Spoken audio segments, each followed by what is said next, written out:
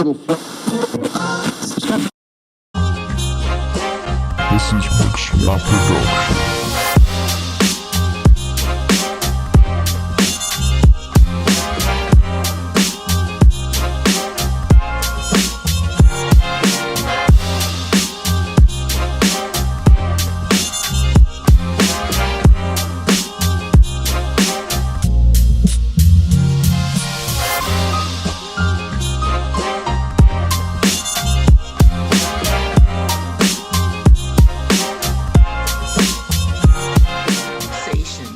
I'd love to introduce you first to my co-host for today is Felice Reeves. Miss Reeves is a partner of mine, and look, we're not about crime and punishment, but we sure do a whole lot together, and we get a lot done. So I really appreciate her, and I appreciate her being here. And we have a guest today, Dr. Monique Rodgers, who we're going to talk to and find out all about her. But before I do that, let me welcome everybody into the room.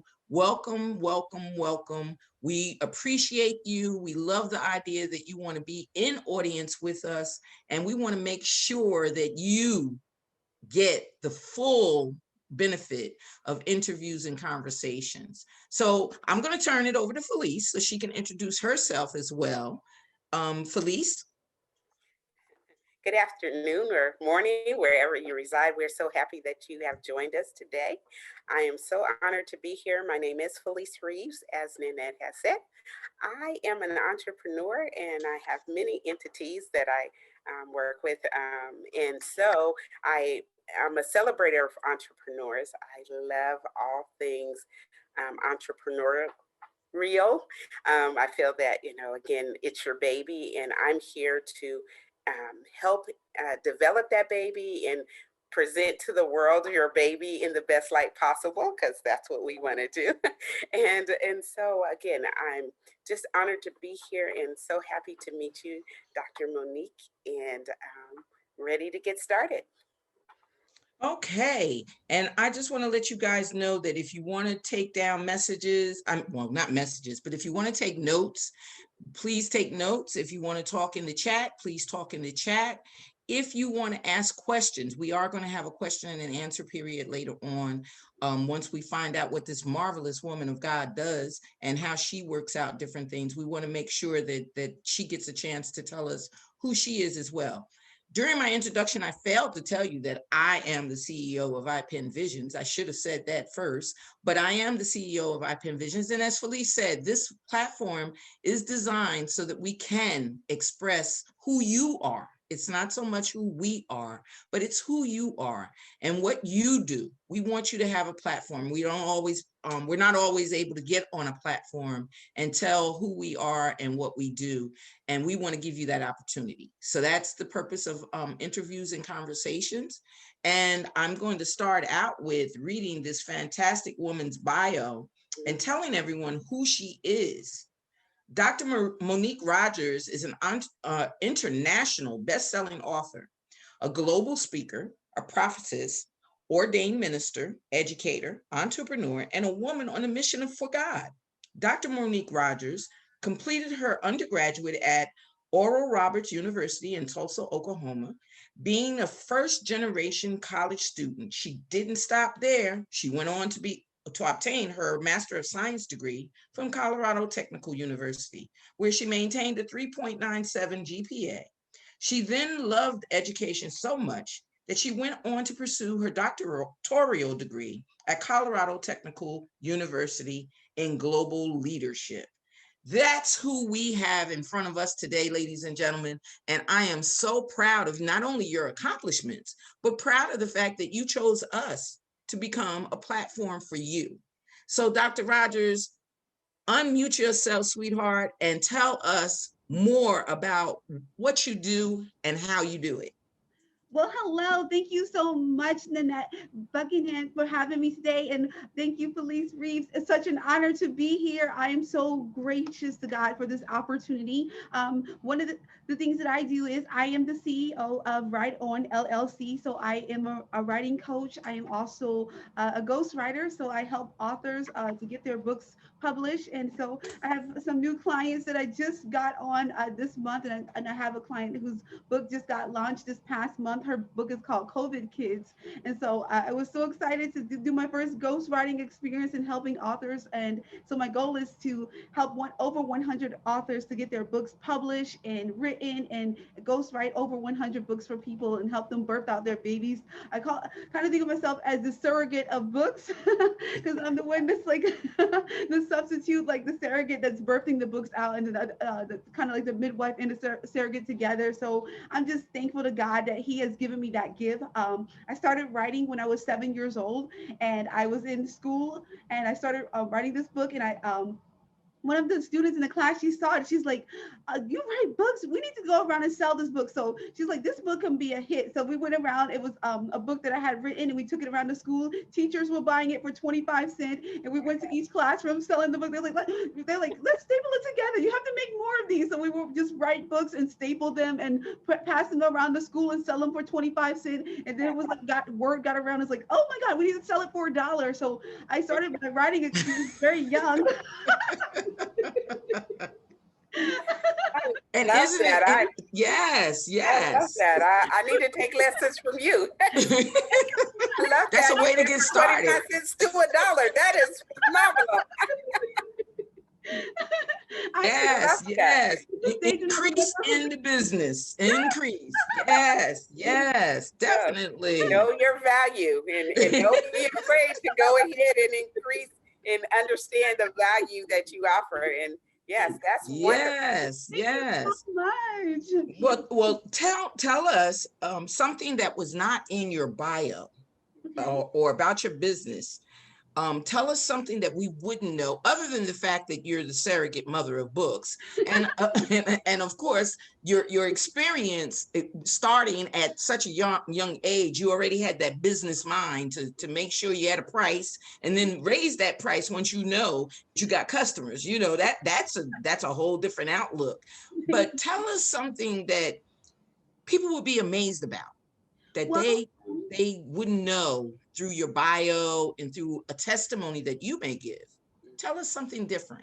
A lot of people look at me and they're like, Dr. Monique, you are so accomplished. You must come from a 2-parent home where everything was together, where you just had it together and you never lacked for anything. And I'm like, no, I'm a girl from the projects. I was born and raised in Newark, New Jersey, and I knew that I wanted more out of life. And so when my mom was a single mother raising us, I was like, I want so much more out of life. I want to go to college, and I want to live my dreams. And so I was the first person in my family to go to college and to obtain a doctorate level degree. And also, I'm a vegan. I'm also a nutrition health coach, and so I help people with that. And so I'm certified in life coaching. And so a lot about my life, people just see me as this person that they feel it has it all together, but they don't know, like, I've been through so many things in my life that were troublesome, that were painful. I was homeless. I went through very abusive relationships. I went through so much in my life.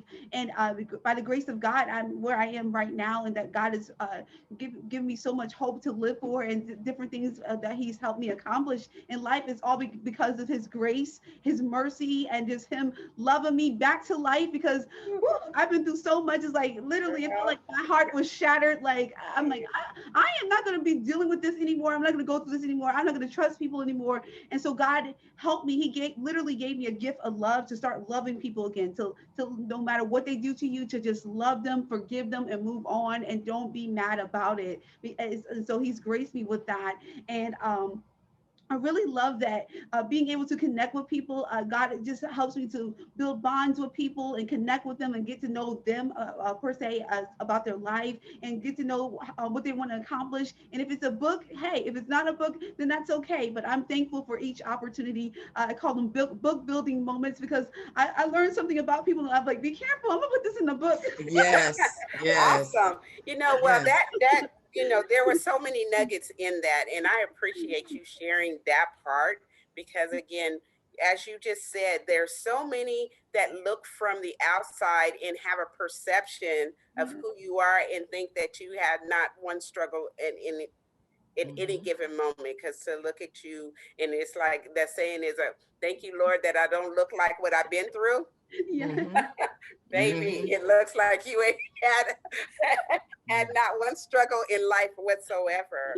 Mhm. But again, in that, I think there's such a disservice to others that are walking in our footsteps because of the fact that they think that perception is, oh, well, they got it made and they didn't struggle Mhm. at all.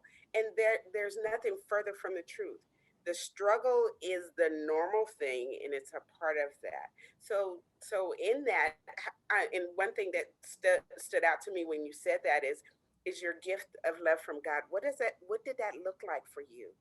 Because Well, that's incredible. thank you so much. It started as a young age where I had to really learn to gravitate to God. Like being in a single parent home is like, it was so hard. And I had to really build a relationship with God for myself. And Mhm. that's when God began to reveal himself to me. He's like, daughter, I love you with an everlasting love. Like this love that I have for you will never run out. You don't ever have to worry about me leaving you or abandoning you or leaving what you're doing in life. I love you with an everlasting love. And that stuck with me, being in a fatherless home, because it was the hardest thing, because it's like Mhm. so many people put a stigma on you, like, you'll never amount to anything, you're going to be Yes. a product of society, this is going to happen to Mhm. you, that is going to happen to you. But I was determined. I'm like, I don't want to, I don't want any of what these people are saying to ever be about me. So I am determined to make what God has had for my life to become a reality, that people can see that there is a difference in the lives of those who grow up in homes Yes. where there's Yes. father not Yeah. there or present.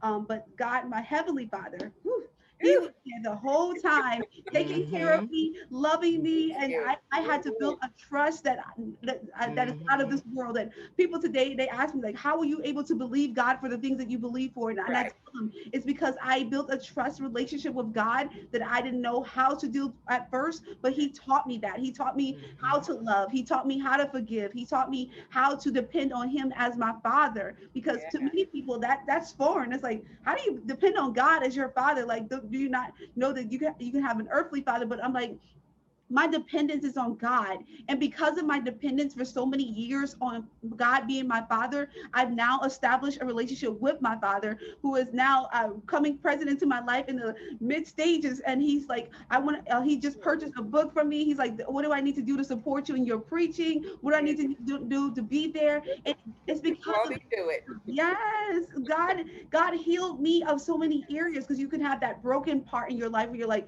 oh my God, I'm going to be this way forever. I'm never going to have this relationship, and this void is always going to be here. But God helped me to deal with those voids during the years. And it was during the time that my father reached out to me and said, I love you and I want to be in your life, that it was like a time of just an emotional meltdown where I cried. I'm like, God, Mhm. this is what I wanted for so many years. And he knew that I needed that in order to remarry again, in order to love again unconditionally as he would want me to, and in order to be who I am as the writer. I needed to be healed of that pain in my heart of my father not being there, that I didn't know that I was carrying around for so many years, that needed to be alleviated out. And so it taught me, when I started writing the book, Falling in Love with Jesus, it taught me how to fall in love completely again with God, and to embrace his love, and to get that relationship with God that was needed for the time, and to grow even more in my love for others.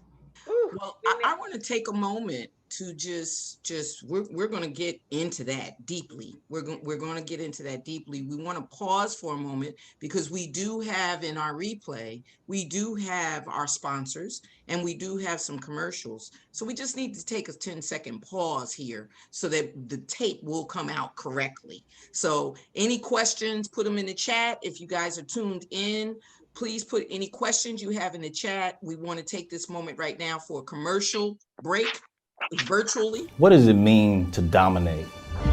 It's defined as to have commanding influence on or to exercise control over. Let me ask you this. When I read that, does it make you feel uncomfortable when I say that word? Well, I've got news for you. You were meant to dominate. Yeah, that's right, I said it. But not over other people. Dominate the old you that says you're not skilled enough. Dominate the old you that says I'm too afraid of success. It's time to dominate today. We invite you to join our series of trainings designed to help powerful entrepreneurs just like you. Whether it's business development, branding, real estate, book publishing, or whatever the case may be, we've got you covered. Listen, don't put off another 6 months what you know you should do today. See you soon.